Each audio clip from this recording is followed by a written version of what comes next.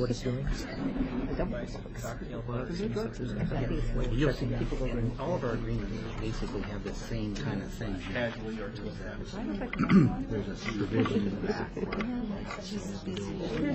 Yeah, I think I read So, that. this probably, I mean, it seems probably boilerplate to you, but it is boilerplate, but that's how we do it. They have to submit. I'd like to call this meeting of the Urbana City Council to order.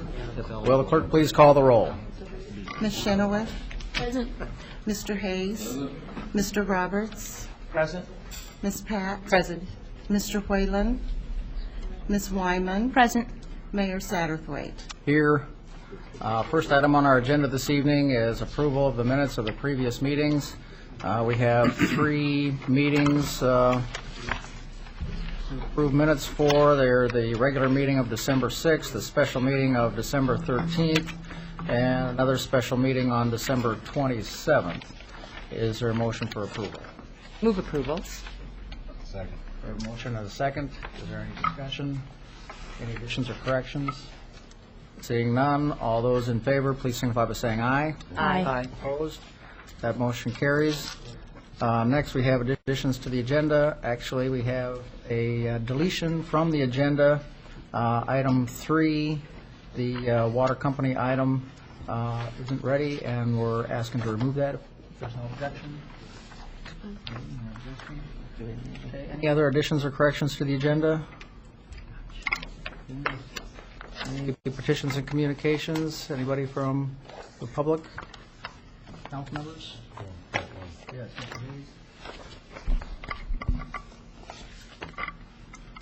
Urbana City Council, the family of the late Lucille Clark Roberts acknowledges with deep appreciation your kind expression of sympathy.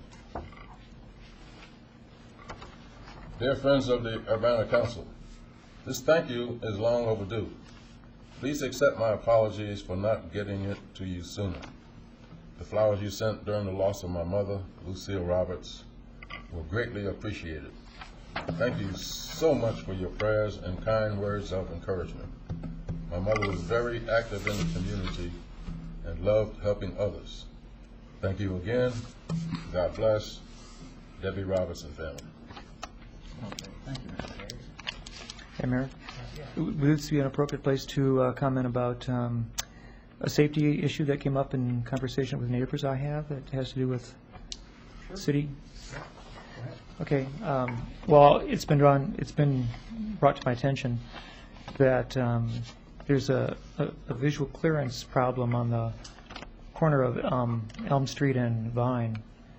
The yet unfinished constructed sign of brick that's at the courthouse facing south obstructs southbound traffic when you're sitting at the stop sign on Elm Street trying to cross the street or make a left-hand turn. And I noticed that myself driving. It's as if the sign is low enough, but it's a little too long, and so you have to pull out quite close to traffic to see around the sign, to see the southbound traffic coming in. And I've had 2 neighbors in my neighborhood already complain about that obstruction of vision. One of them saying that a friend of theirs has already been in an accident on that corner. So I don't know about the truth of that. I haven't seen any police record on it, but I'm just saying that this is a condition that would warrant some looking into. And the only thing I can imagine resolving the problem would be to remove 4 or 5 feet from the east end of the sign, because it's a very long sign. Yeah. So I don't know. This is just something that's come up in my neighborhood. Yeah, I'd had that concern too, and a few people had called my office, and I talked to Mr. Gray about it, and they did do a check on that visibility there at that corner. Bill, do you have an update on that?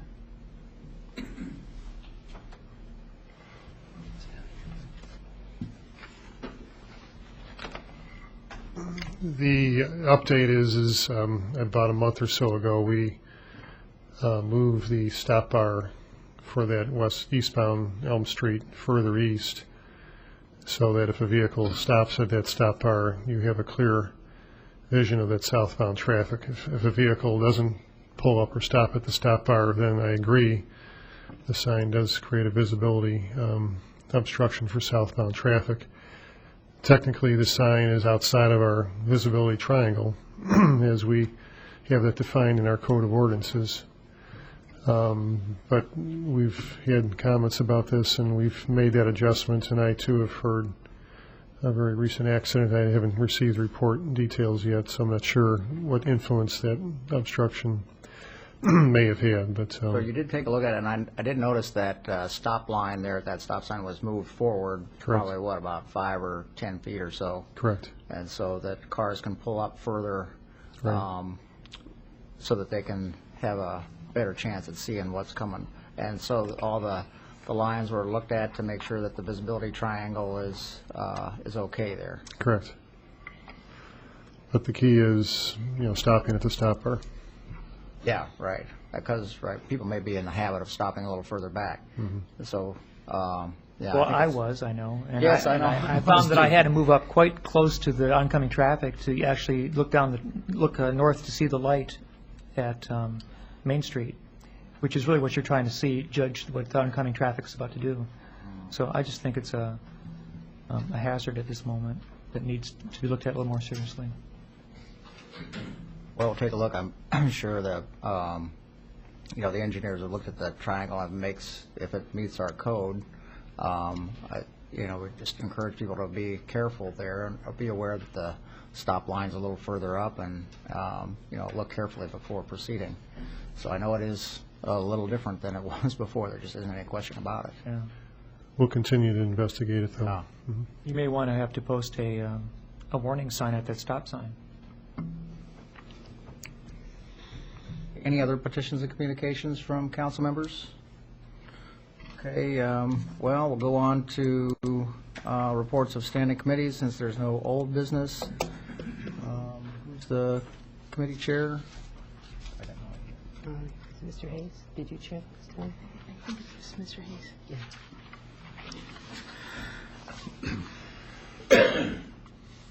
And the new business?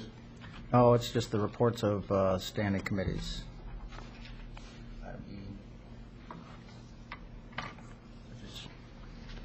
The next meeting. Well, next meeting will be the 10th of January, at 7:30 p.m. here in the chambers. Okay. Thank you, Mr. Hayes. Any reports of special committees this evening? Reports of officers? Mr. Walden? Just to remind those viewing that we are doing the Christmas tree pickup this week and next week on the recycling days. If you can get it out early, there's a better chance it'll be picked up. The earlier the better. 6 o'clock would be great. All right. Okay, thank you. And that brings us to an ordinance authorizing the mayor to enter into an agreement with County Plaza LLC and Illinois Limited Liability Corporation. Mr. Walden? Mr. Joe Petrie, who is the owner of the Champaign County Plaza, is here in the audience and available to answer questions if any arise. You have on your desk tonight a revised agreement that I distributed tonight. There's a couple of typos in there. The new one I just marked, it looks so much like the other one. There's a little yellow mark on the back of it if you can tell the difference between the two.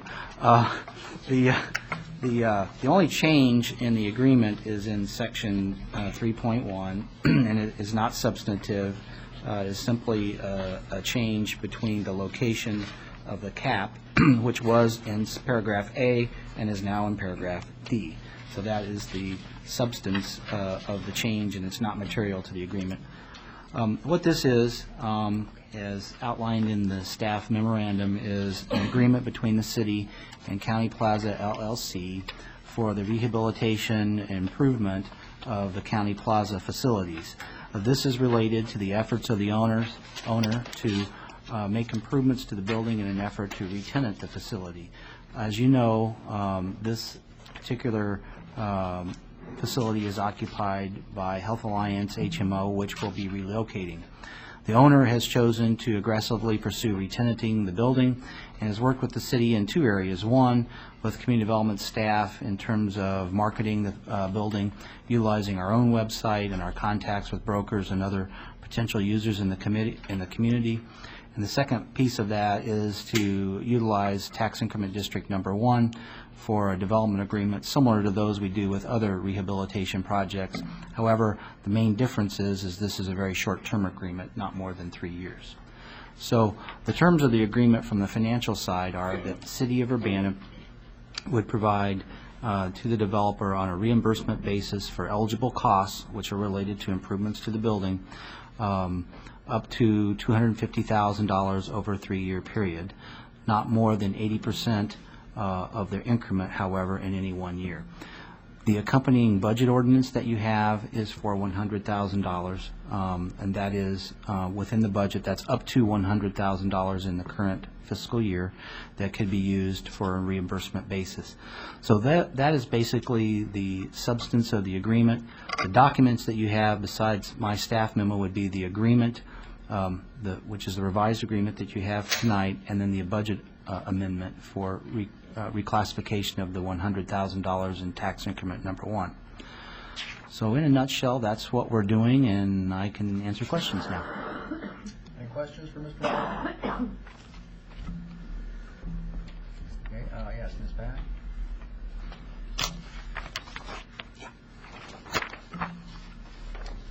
A question, well, I guess actually Mayor Satterthwaite, you could answer this too, or Mr. Walden. What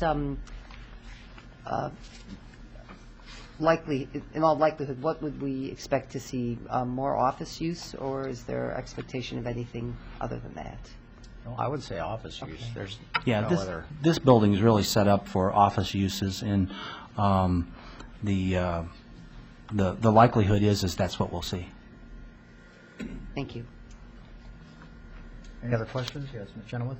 Yeah, are the eligible expenses, TIF, basically the TIF eligible expenses? Right. Those are the expenses that are outlined in the state TIF legislation that allow certain expenditures to be reimbursed under the TIF Act. They're related primarily to, most of them are related to the rehabilitation of the building.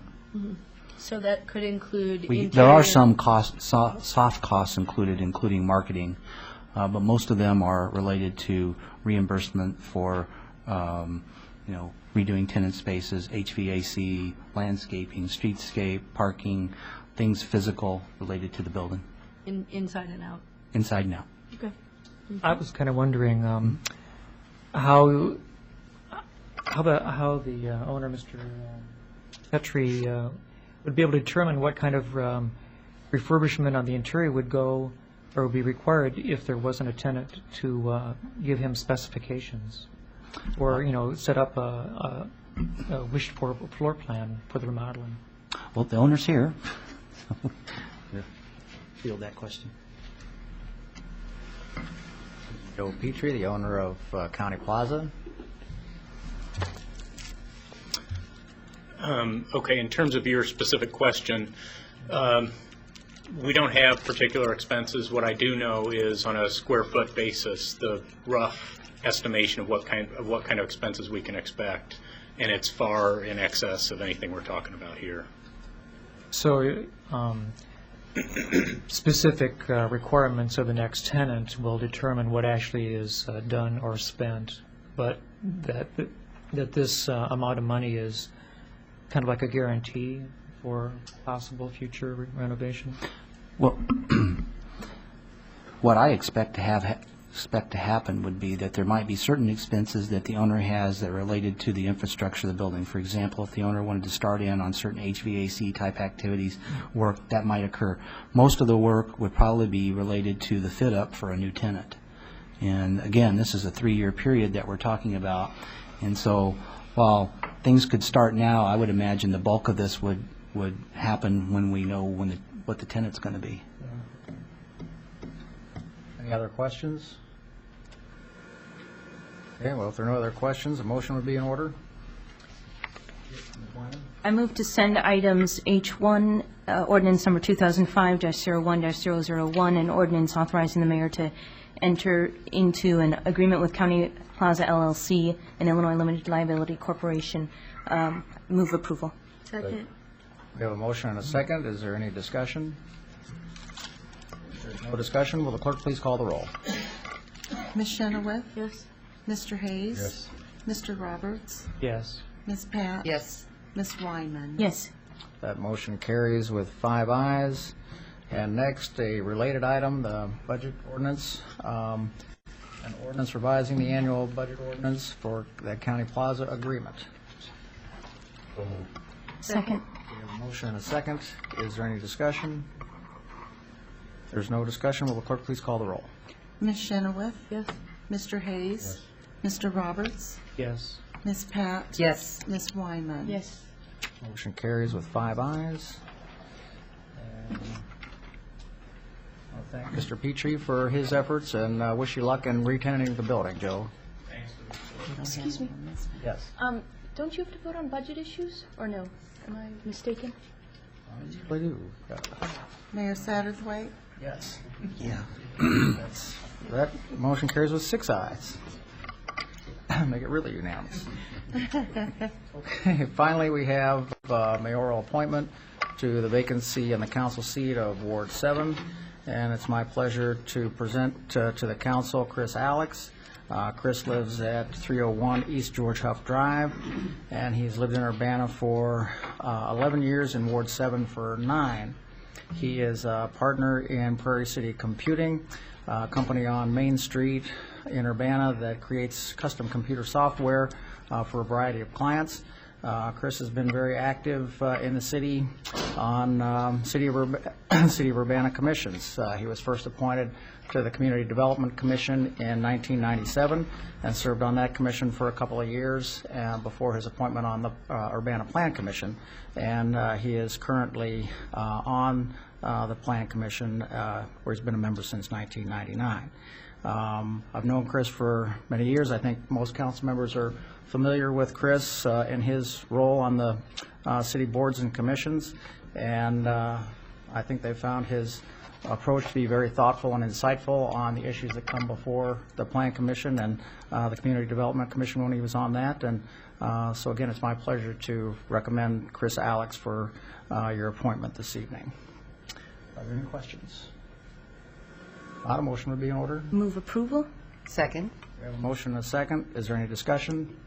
Yes, Ms. Wyman? Just happy to see Christopher Alex joining the council. As he's been a plan commissioner, I've really taken to heart a lot of things he says, even though perhaps I don't vote all the time on his recommendation. I certainly think that his comments are very well thought out and very insightful, and I look forward to similar insightful comments and discussion on council as well. Thank you. Okay, thanks. Any other discussion? Yes, Ms. Chenoweth? I would just add my support for Mr. Alex. I watch Plan Commission on television, and he's always asking the questions I'm sitting there asking in my head, and sometimes he asks a number of questions I haven't thought of, and so the information that comes to council from Plan Commission is definitely in much better form as a result of his questions and the answers that come from that than before. So I've really appreciated your service to the community and your service to the city, and I would be happy to have you serve the residents of Ward 7 and sit in the city of Urbana. Any other discussion? If there's no other discussion, all those in favor, please signify by saying aye. Aye. Opposed? That motion carries. Welcome, Chris, to the Urbana City Council. If you'll come up here, we'll go ahead and do the official oath of office.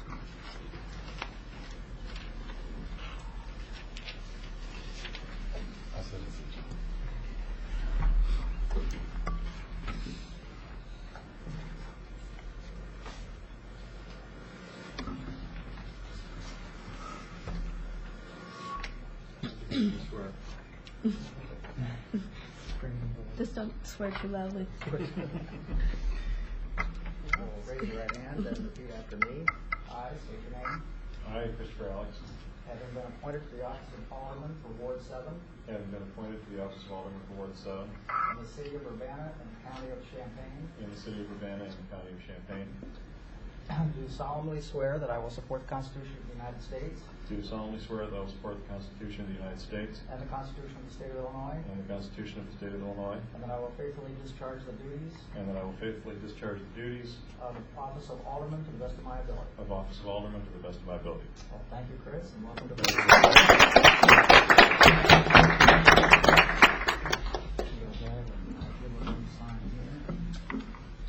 Gets to vote on adjournment.